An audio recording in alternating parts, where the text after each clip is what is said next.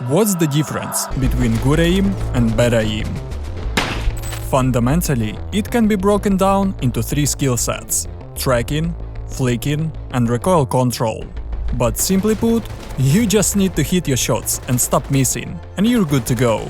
But no matter how much you practice or play a aim train, you still miss half of your bullets. Why am I so bad? That means you're doing something wrong. And in this video, I'll break down 6 reasons why your aim sucks, along with the exact steps to instantly fix that. I guarantee that after watching this guide, you'll become a PvP chad in Rust with perfect aim.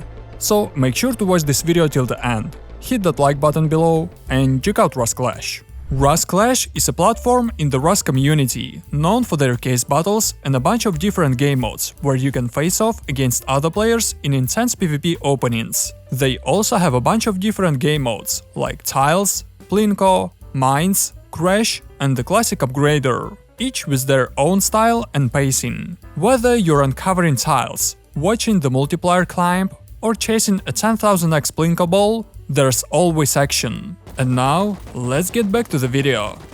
The first reason your aim sucks and you can't hit your enemies is because you don't have calm aim. That means you either stress too much and squeeze the mouse too hard, which makes it difficult to aim, or maybe you're using the wrong sensitivity, or you're just sitting in the wrong position with bad posture. The good news is that you can fix all these mistakes almost instantly. But the bad news is that there are 2 more reasons why you lose in fights. Reason number 1. You're starting the fight from a position where you're obviously at a disadvantage.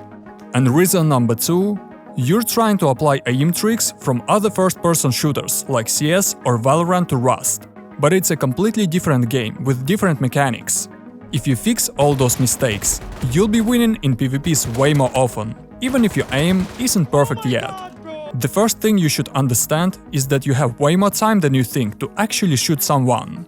For example, if you both pop up on the screen at the same time, both of you will be surprised, and the calmer player is always gonna win the fight. The reason for this is that if you start shooting too early, before you press Ctrl and before your crosshair is even on the target, you're gonna lose your first bullet accuracy. Even if you don't hit the head with your first bullet, it's way better to get your first bullet to hit the body instead of missing it completely.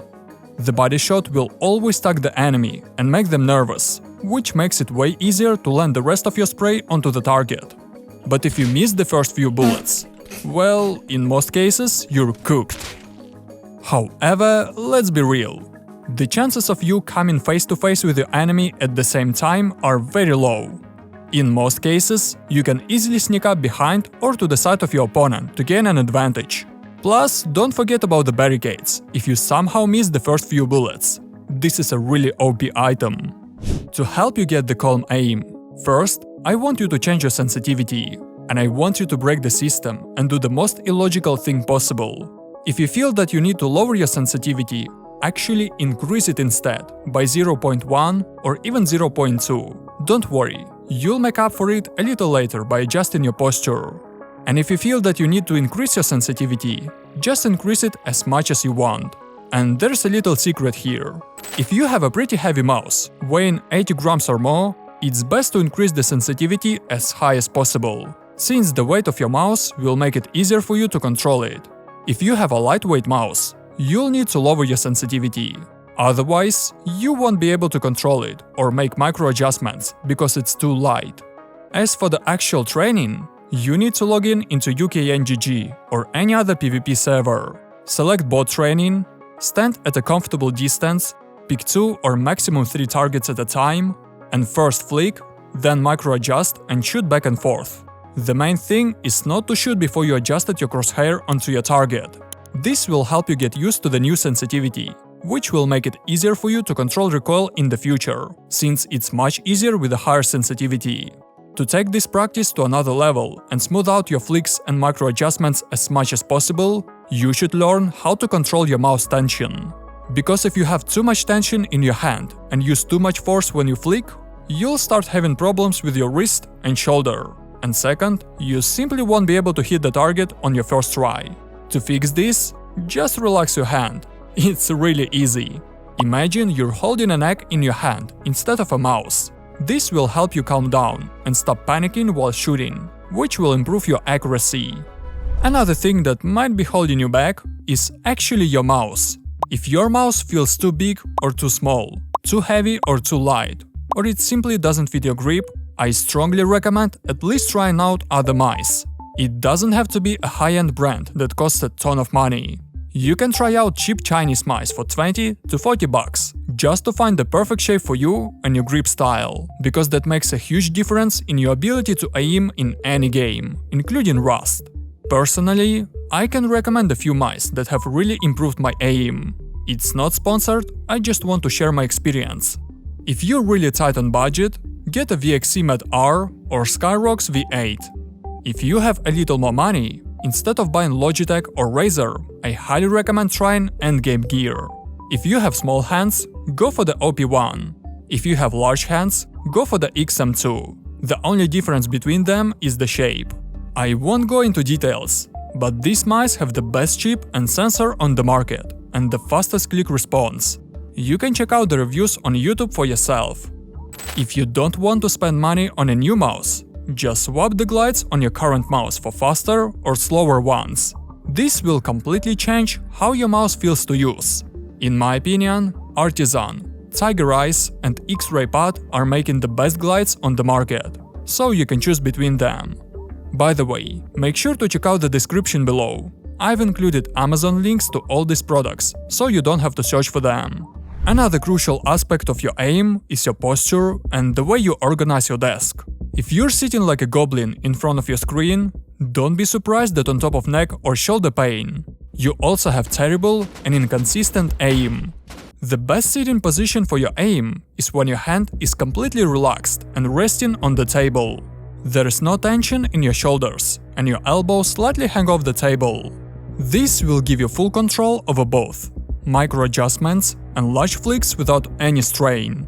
All you have to do is just leave the chair and, if necessary, put something under your feet so they aren't floating in the air. Using this sitting position, you'll be able to easily control your mouse, even with high sensitivity, making it way easier to master recoil. Also, if you suffer from shoulder or neck pain, I highly recommend using an additional armrest that attaches to your table to support your elbow. I've personally struggled with shoulder pain, and this simple item really helped me a lot. It also made my aim much more consistent, since it gives my elbow a stable point of support. Plus, it's really cheap, so if you have shoulder or neck pain, make sure to try it.